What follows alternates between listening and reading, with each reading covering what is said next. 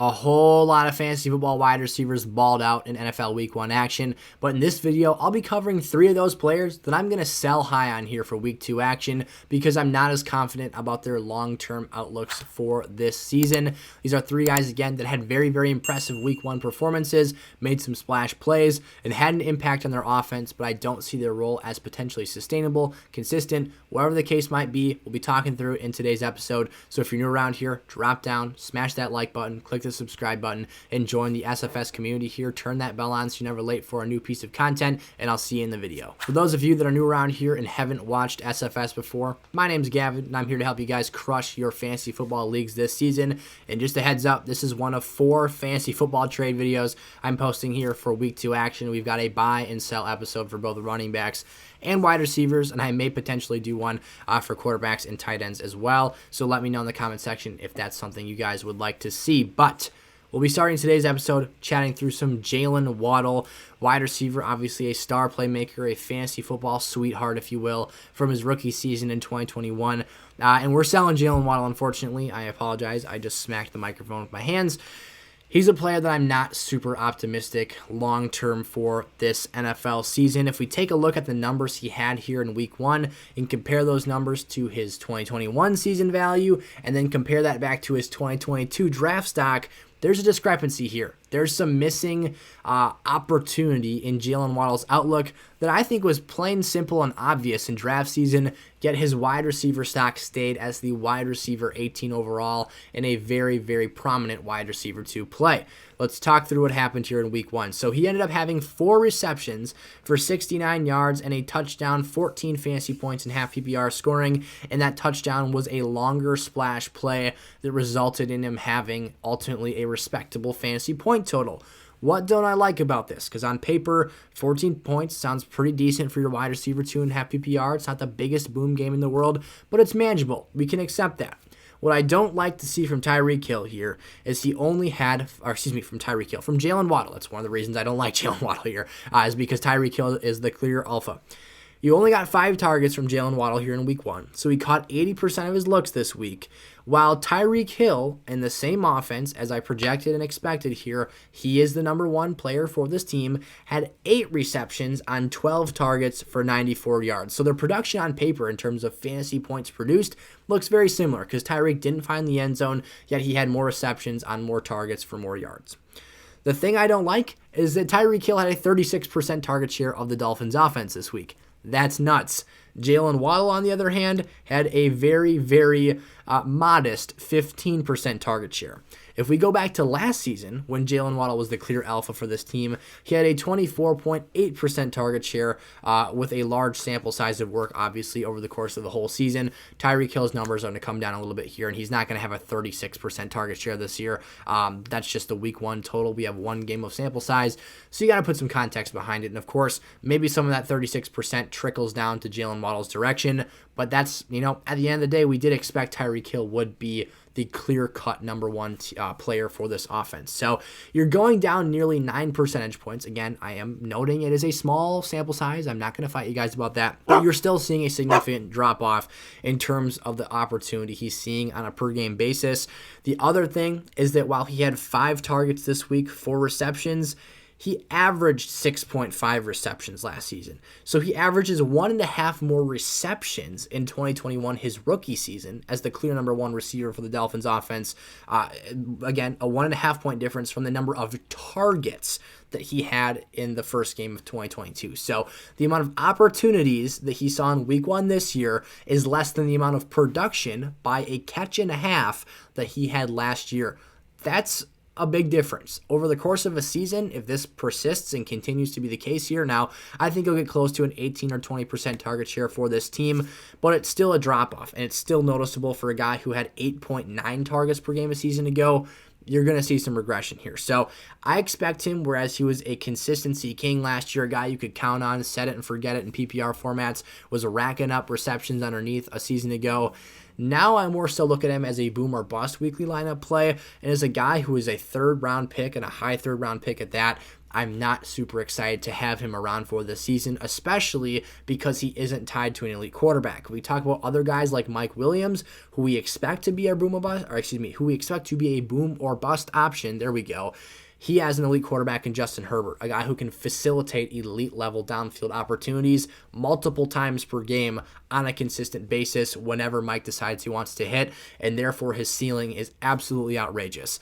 If you're looking at a touchdown being the difference between our make or break game here for Jaylen Waddle this year, that's very troubling and something I'm not very encouraged to see. So I'll be moving off Jaylen Waddle. Actually, I'll be honest, I don't have any shares of him, but if I did, I'd be selling him because I don't want nothing to do with him on my fantasy teams. The next player here is Terry McLaurin. Similar to Jaylen Waddle, Terry McLaurin does not have elite quarterback play. What I will say is that both Tua and Carson Wentz looked competent for fantasy point distribution, though, so I'm not going to bash on those guys too hard here.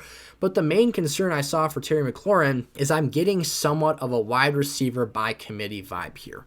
What do I mean by that? Typically, you hear the committee phrase tossed in with the running back position group. I'm tossing it in here with the wide receiver position group.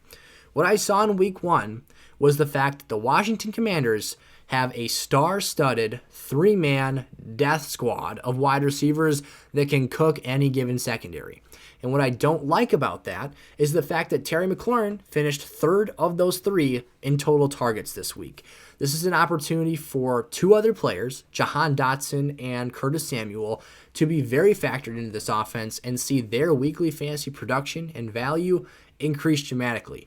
We saw Curtis Samuel lead the team this week with 8 receptions on 11 targets, a 26.82% target share, and Jahan Dotson pulled down 2 touchdowns on 5 targets, 4 of those going for receptions. Meanwhile, Terry McLaurin had just 2 receptions on 4 targets for 58 yards and a score on a 9% target share, one of those receptions being a 49-yard touchdown reception. So that was a lot of numbers.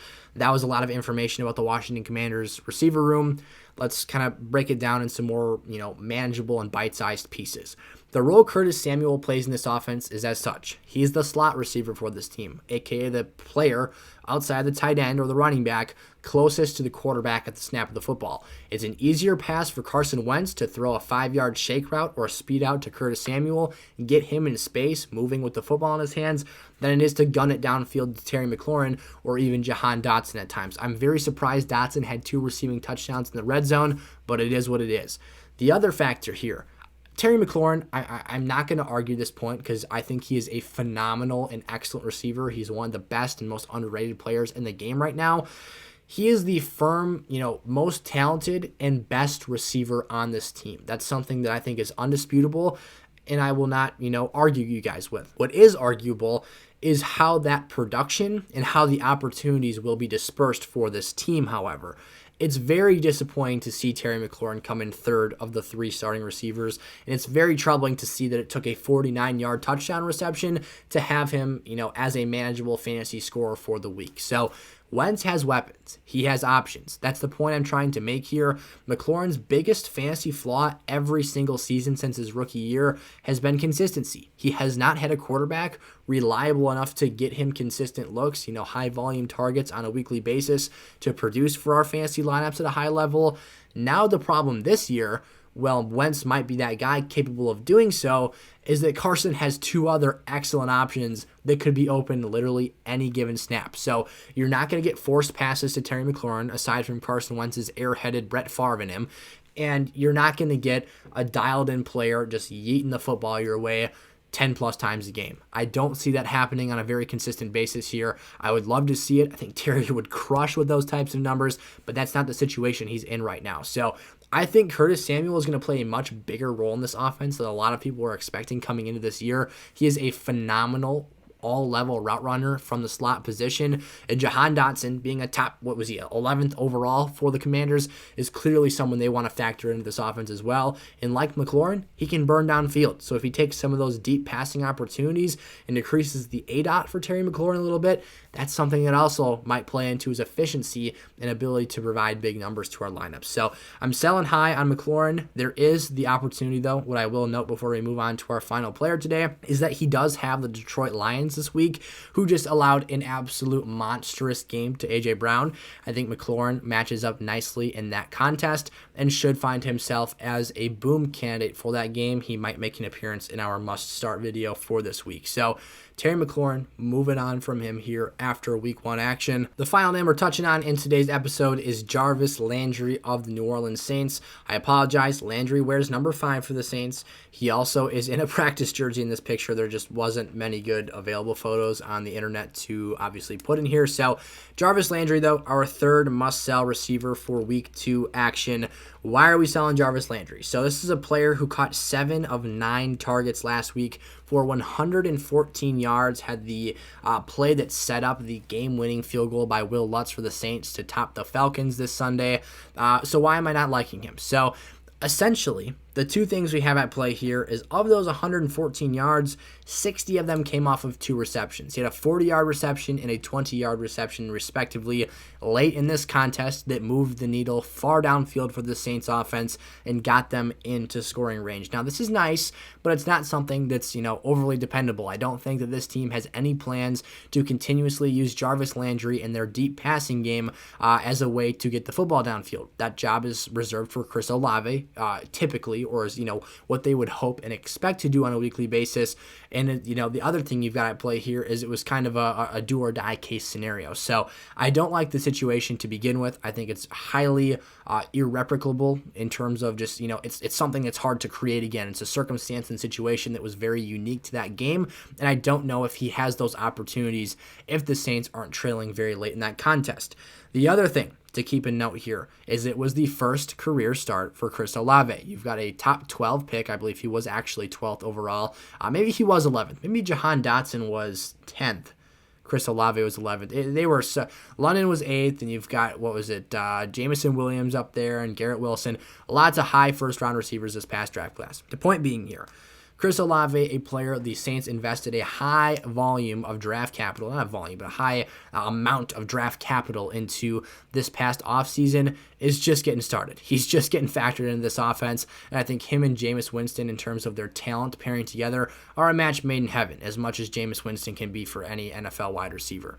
On top of that, you had Michael Thomas on a pitch count here for week 1, who was dealing with a hamstring issue that was, leading him questionably into this contest here. So, two things I want to note statistic-wise for this situation outside of those 2 respective plays, 40 and 20 yards each for Jarvis Landry, are the snap share percentages, because I think it paints a really good picture here of why I don't love Jarvis Landry long-term. So the first thing, Michael Thomas, for now, remains the alpha wide receiver for this team. Yes, Jarvis Landry outproduced him this week, but Michael Thomas is the number 1 player today for the Saints.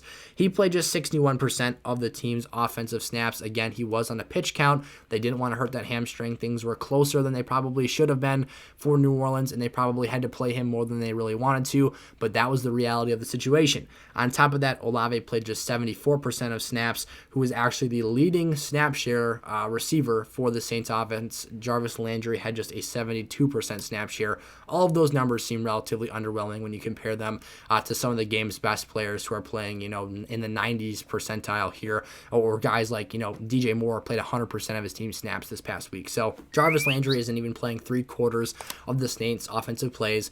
If anyone in this offense is expecting to see their role decrease throughout the season, it would be Jarvis Landry, whereas I expect the other 2 players, Michael Thomas and Chris Olave, to assert themselves and find increased value on a week-to-week basis. So all things to consider here. And for a guy who is probably your flex or even a wide receiver 4 option, you can sell high on him. Try and find someone who's desperate for a wide receiver and maybe pinch back some value in return. It's not the highest sell in the world. You're not going to get a blue chip player. You're not going to get someone that's going to change your life in fantasy football, but you can move and pivot into a better situation. And at the end of the day, that's key. Maybe you flip a Jarvis Landry for a Darnell Mooney, a guy who could be a number 1 wide receiver for his offense and really struggled in week 1 because he played in a monsoon. So there's plenty of opportunities out there if you look for it. Jarvis Landry could be sold high this week, and I would definitely entertain doing so if you're rostering him on your team. So check out all the links in the description before you head on out of today's video, you guys, check out our social media accounts, TikTok, Instagram, Twitter. Go check out Underdog Fantasy. Use code SFS when you sign up and get me as your personal fantasy advisor all season long. Code SFS gets you double your money to keep and play with on Underdog's platform. Play DFS, prop betting games in season. You can do drafts on Sundays and, pick guys from the main slate of contests at noon or whenever kickoff is for your respective location. So those are my favorite. I played a bunch of those this week. And again, remember code SFS when you sign up. That's how Underdog knows that I sent you there. And they send me emails every single day letting me know who signed up for the platform. So I'll get you guys hooked up with your advice and your personalized content as soon as you check that stuff out on sizzlefantasy.com. So thank you so much, you guys. I will see you in the next video. Go check out one of our other 3 videos for trades in week 2 here, and I'll see you there. Peace out.